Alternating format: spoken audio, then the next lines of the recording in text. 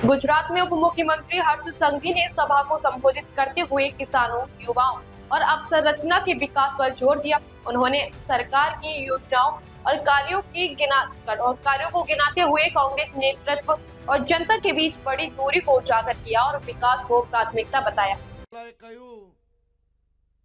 आंकलाओ तो आजाद થઈ ગયો અમારું સાહેબ એમ કે આંકલાઓમાં ભાજપના નગરપાલિકા બનતાની સાથે અમે સૌ લોકો સુખી થઈ ગયા।